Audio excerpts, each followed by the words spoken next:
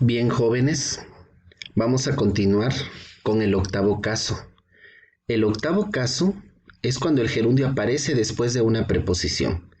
Si ustedes recuerdan, en primer semestre, en el tercer parcial, estudiamos las preposiciones, que son palabras que nos indican cuál es la ubicación o posición en la que se encuentra un objeto.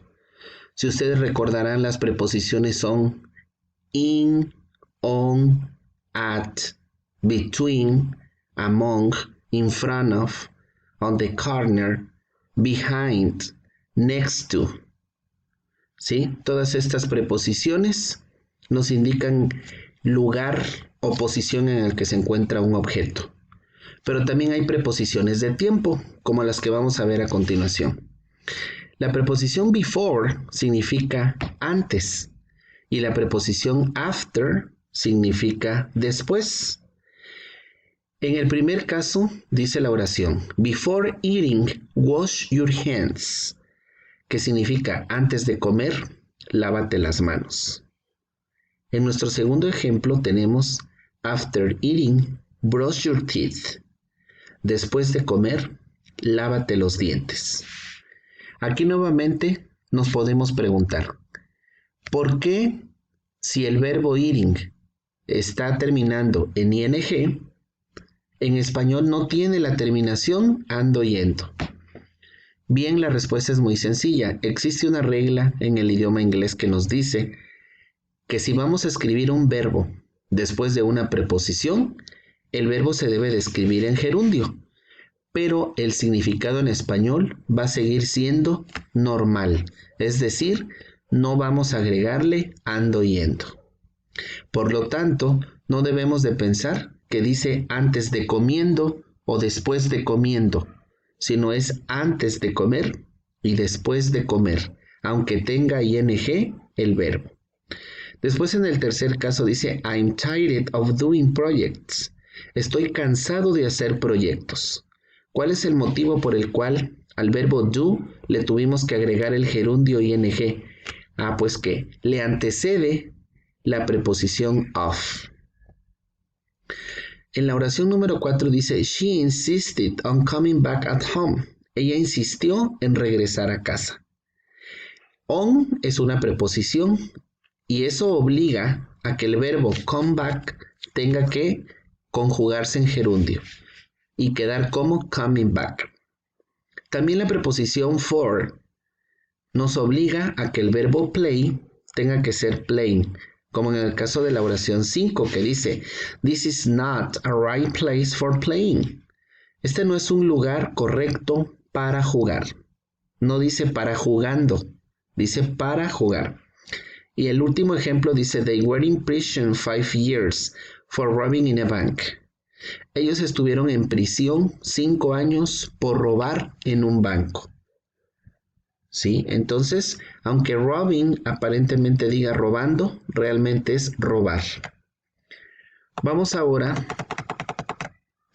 al caso número 9, el gerundio en los sustantivos. Primeramente vamos a aclarar qué es un sustantivo.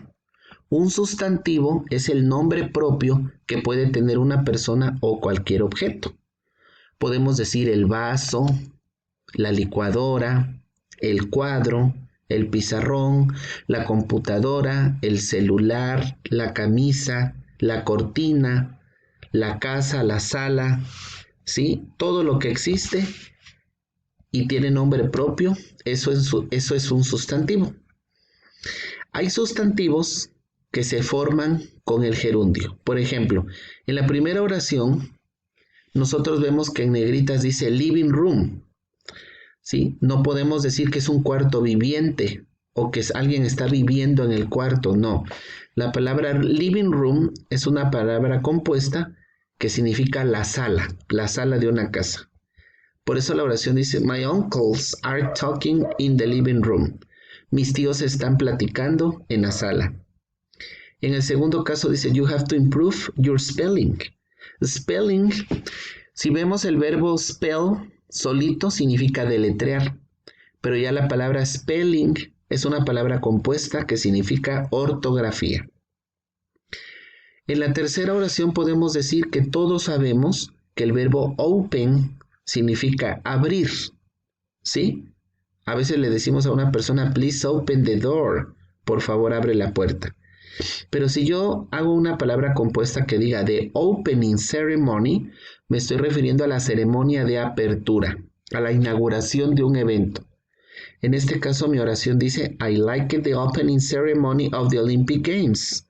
Me gustó la ceremonia de apertura de los Juegos Olímpicos. O sea, es decir, me gustó la inauguración.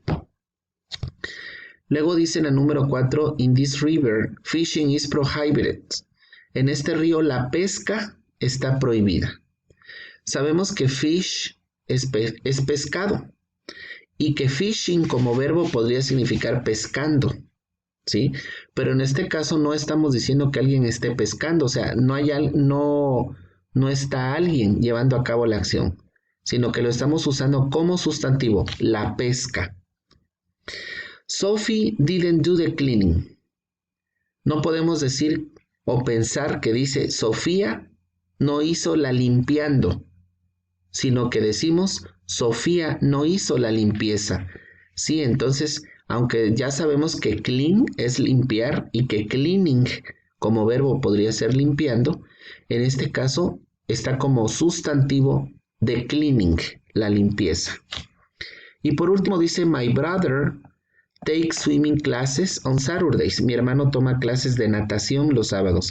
Ahí swimming no significa nadando, significa natación.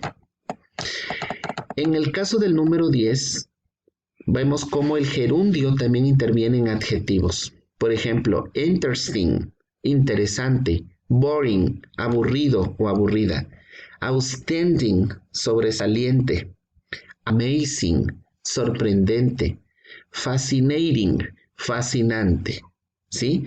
Con estas palabras que terminan en ing, podemos formar adjetivos.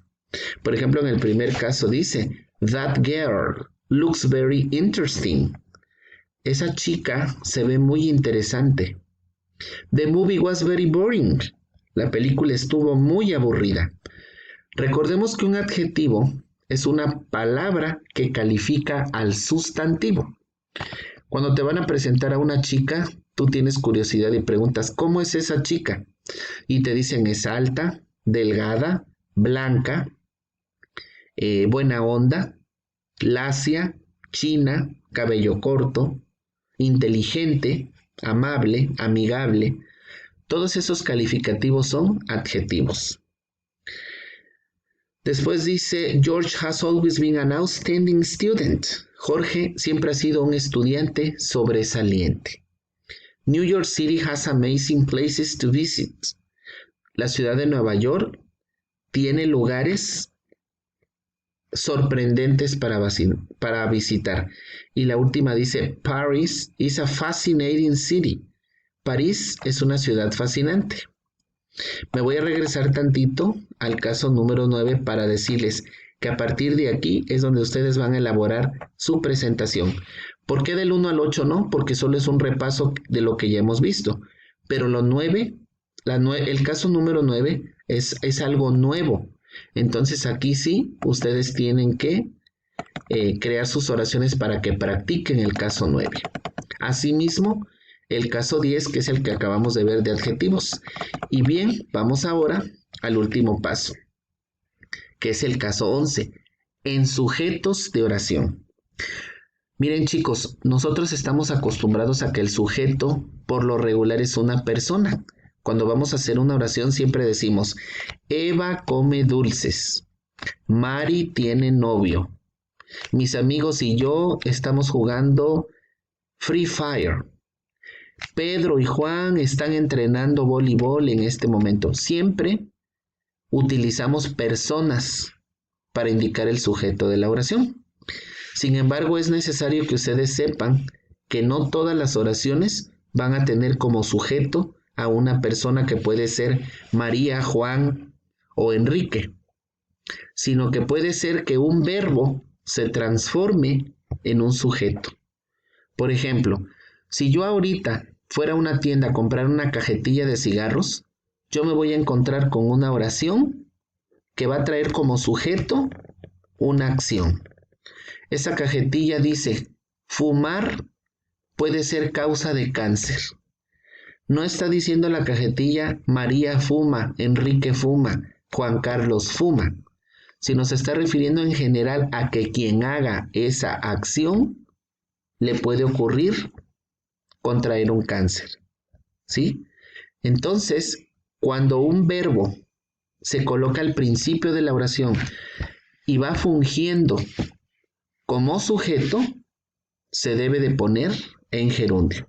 Veamos algunos ejemplos. Smoking is bad for your health. Aquí no tenemos que decir fumando es malo para tu salud. Significa fumar es malo para tu salud. Drinking 3 liters of water keeps your kidneys healthy. Tomar 3 litros de agua mantiene tus riñones saludables. Speaking English opens you many doors in life. Hablar inglés te abre muchas puertas en la vida. No dice hablando inglés, dice hablar inglés.